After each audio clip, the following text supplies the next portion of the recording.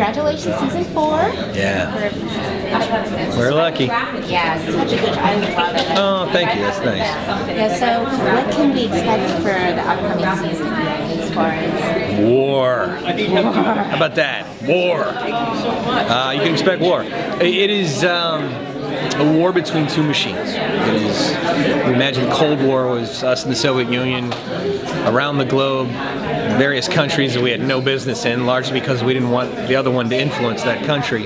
In a similar fashion, there's a second machine, and that machine is now the dominant force. As we start off season 4, our guys living in this almost oppressive Orwellian state. There was a bit of a diaspora at the end of last year in terms of them not being able to work together, having to take on new aliases, and becomes a huge hindrance to them functioning as a unit, particularly when the numbers resume.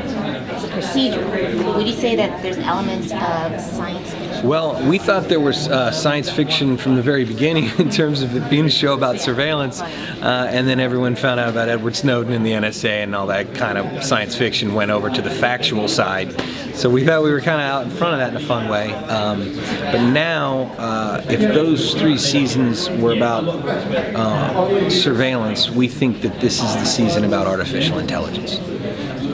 This is where we're heading. This is the more interesting aspect that we think we can ground in a similar fashion. In the past, nation states would be the one who developed the most cutting-edge technology in terms of whether it was Manhattan Project, building the atomic bomb. It was a race to the bomb. Whoever got the bomb first was going to be a superpower, essentially.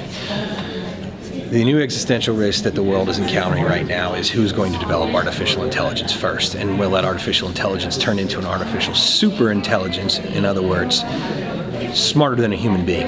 And we're all doing it. The United States, Israel, the Russians, DARPA. The more interesting thing we think right now is that there are 30-year-old billionaires up in Silicon Valley who may be the first there.